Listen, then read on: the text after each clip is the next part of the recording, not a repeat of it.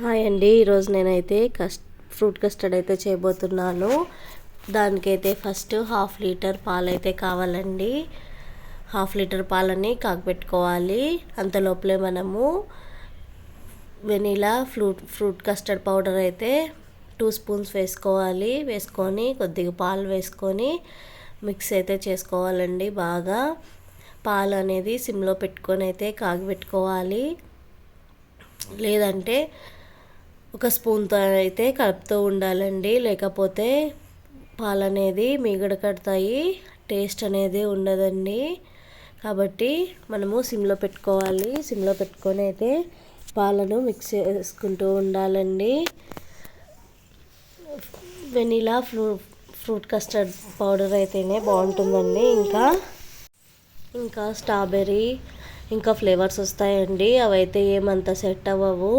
Vanilla అయితేనే బాగుంటుందండి. అందుకనేసి వెనీలానే ప్రిఫర్ చేసేది. చాలా బాగుంటుంది.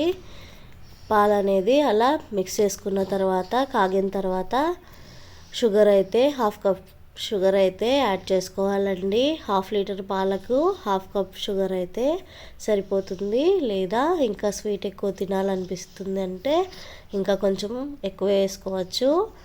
అలా వేసుకొని షుగర్ బాగా కరిగేంత వరకు అయితే కలుపుకోవాలండి. తర్వాత కస్టర్డ్ పౌడర్ని అయితే వేసుకోవాలి. ఒక 2-3 మినిట్స్ అయితే చాలండి, ఉన్నిస్తే చాలు. లేదంటే పాలు అనేది గట్టి పడిపోతాయి. కాబట్టి ఒక 2 మినిట్స్లో ఆఫ్ చేసేయాలండి. ఆఫ్ చేసిన తర్వాత బాగా చల్లార్చుకోవాలి. ఒక 10 మినిట్స్ అలా బయట పెడితే చాలండి, చల్లారిపోతుంది కదా. అప్పుడు ఫ్రూట్స్ అనేది ఏముంటే అవి మనము వేసుకోవచ్చండి. ఏమైనా వేసుకోవచ్చు, బాగుంటాయి. నేనైతే యాపిల్, దానిమ్మ అలాగే బనానా వేస్తున్నాను. ఇంకా గ్రేప్స్ కూడా బాగుంటాయండి దీంట్లోకి, బాగుంటాయండి. నేనైతే కాజు అలాగే కిస్మిస్ కూడా వేస్తున్నాను. అది మీ ఆప్షనల్ అండి, ఏదైనా వేసుకోవచ్చు. నాకు ఇవి నచ్చుతాయి అనేసి నేనైతే వేసుకున్నాను. ఇవి ఇలా వేసినా చాలా చాలా టేస్టీగా ఉంటుందండి. ఇలా కూడా ఒకసారి ట్రై చేయండి, చాలా బాగుంటాయి. అంతేనండి. ఇంకా చాలా సింపుల్ అండ్ ఈజీ రెసిపీ అండి. ఖచ్చితంగా ట్రై చేయండి, చాలా చాలా బాగుంటుంది. ఇంకంతా మిక్స్ అయితే చేసుకోవడమే.